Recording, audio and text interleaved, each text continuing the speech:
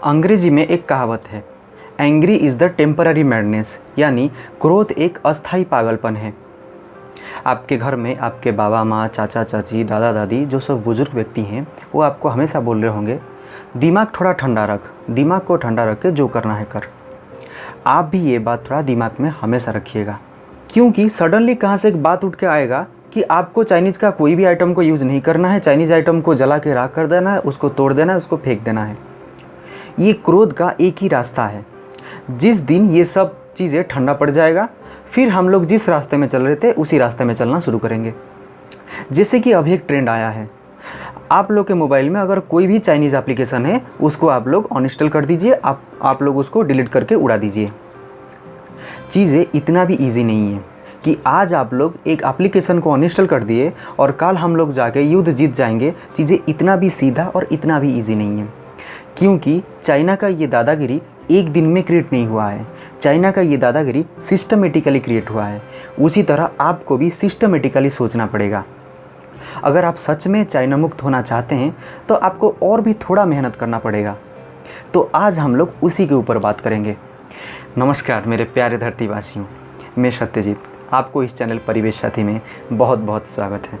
अभी बॉर्डर के ऊपर क्या चल रहा है, ये बातों को समझने के लिए आपको दोनों थ्योरी के ऊपर ध्यान देना पड़ेगा। एक है LOC यानी लाइन ऑफ कंट्रोल, और एक है LAC, वो होता है line of actual control. LOC मतलब लाइन ऑफ कंट्रोल, मतलब ये एक फिक्स्ड लाइन होता है दोनों देशों के बीच में, जैसे कि इंडिया और पाकिस्तान के बीच में है। अगर LOC को क्रॉस करोगे तो और एक देश आ जाएगा। लेकिन ये जो LAC है, जो कि इंडिया और चाइना के बीच में है, ये एक एरिया है, ये कोई फिक्स्ड लाइन नहीं है। अभी आपके स्क्रीन पर एक फ़ोटो आ रहा होगा, जहाँ पर वर्टिकल ब्लू डॉटेड लाइन है, वो है इंडिया क्लेम्ड एरिया, और जितना तक रेड डॉटेड लाइन है वो है चाइना क्लेम्ड एरिया। जहाँ पर ओवरलैपिंग हो रहा है ये दोनों क्लेमिंग एरिया को, उस एरिया को बोला जा रहा है ग्रे एरिया। यानी ये ग्रे एरिया का डिस्टेंस 100 किलोमीटर होता है, और उस ग्रे एरिया का दोनों एंड में दोनों देशों का सेना खड़ा होता है। लेकिन आप जैसे सब लोग जानते हैं, चाइना का एक बहुत ही ख़राब अभ्यास है, वो जैसे ही युद्ध नहीं कर पाएगा तो वो धीरे धीरे करके काटना शुरू करेगा। जैसे कि चाइना का बहुत ही ख़राब अभ्यास है, वो हर एक 3-4 साल के बाद वो उस ग्रे एरिया का 1 किलोमीटर आधा किलोमीटर घुसता आएगा। जब भी इंडियन आर्मी देख लेगा तब उसका बहाना शुरू होगा, अच्छा ठीक है, हम अभी आ गए हैं और नहीं आगे जाएंगे, लेकिन हम ये जो 1 किलोमीटर आ गए हैं ना, ये हमारा एरिया है और हम इसको नहीं छोड़ेंगे। इसको बोला जाता है सलामी स्लाइसिंग स्ट्रेटजी। माने अगर आप लोग पूरा नहीं जा पाओगे तो आपको धीरे धीरे करके जाना है। ये बहुत ही खतरनाक है। इस बार भी चाइना ने इसी सलामी स्लाइसिंग टेक्निक को अपनाया है, लेकिन इस बार थोड़ा अग्रेसिवली अपनाया है। इसीलिए हमारे 20 वीरों जवानों का शहीद हुआ है और उनके लगभग 40 से 45 के सैनिक का मृत्यु हुआ है। चाइना के साथ इस बार लेकिन हम लोग लड़ेंगे, लेकिन बुलेट से नहीं, वॉलेट से। ये स्टेटमेंट जिन्होंने दिए हैं वो हमारे भारत के बहुत ही बड़े इंजीनियर हैं, और हाँ, वो बहुत ही बड़े टीचर भी हैं और बहुत अच्छे टीचर भी हैं, और उन्होंने हमारे परिवेश के लिए, हमारे एनवायरनमेंट के लिए बहुत ही अच्छा काम किए हैं। उनका नाम है सुमन वांगचुक। उनके ऊपर मेरा एक स्पेशल वीडियो आ रहा है, लेकिन वो बहुत ही ज़्यादा रिस्पेक्टेड भी हैं। लेकिन उनका ये स्टेटमेंट के ऊपर मुझे कुछ बोलना है, क्योंकि मैं ये स्टेटमेंट को, उनका ये स्टेटमेंट को थोड़ा मानने के लिए तैयार नहीं हूँ।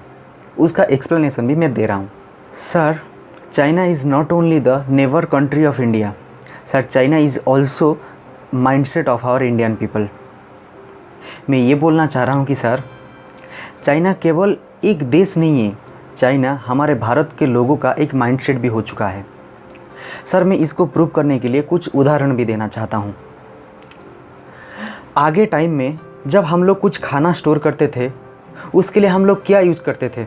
स्टील का जग, नहीं तो मिट्टी का पात्र, नहीं तो कुछ कांच का जार हुआ, वो सब हम लोग यूज़ करते थे। लेकिन आज के टाइम में आपके घर में जो बिस्किट का भी डिब्बा है, जो हॉर्लिक्स का डिब्बा है, कुछ भी आप लोग डिब्बा व्यवहार कर रहे हैं, ये सब कुछ प्लास्टिक का बना हुआ है।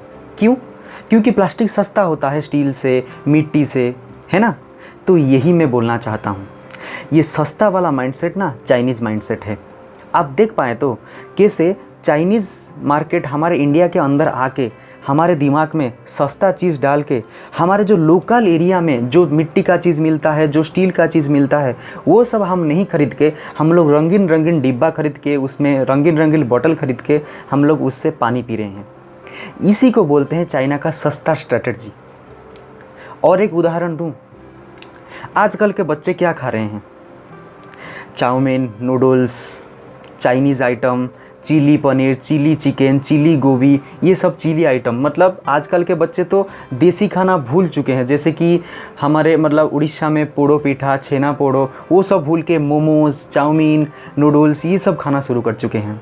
इसीलिए सर बोल रहा हूँ, चाइना भारत के लिए एक देश सिर्फ नहीं है, ये हमारे माइंडसेट के अंदर भी घुस चुका है। तो सर इसको निकालने के लिए सिर्फ एक एप्लीकेशन अनइंस्टॉल कर देने से नहीं होगा सर।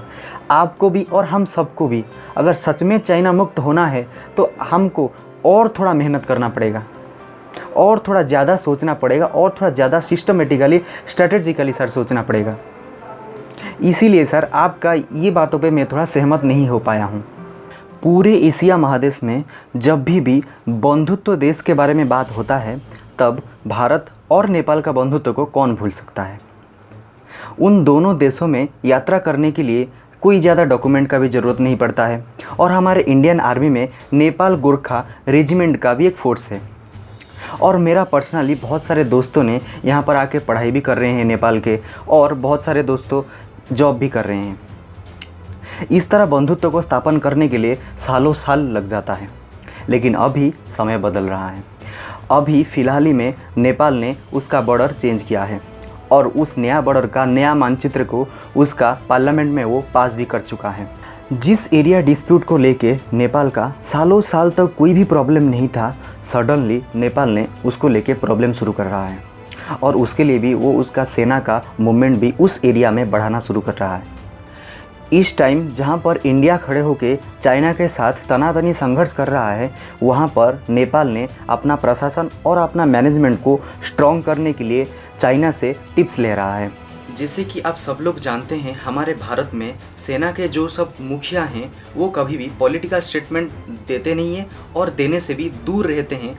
वो लोग भी पॉलिटिकल स्टेटमेंट इस तरह दे रहे हैं कि ये नेपाल का अकेला काम नहीं है, यहाँ पर नेपाल को कोई ईंधन जुगा रहा है।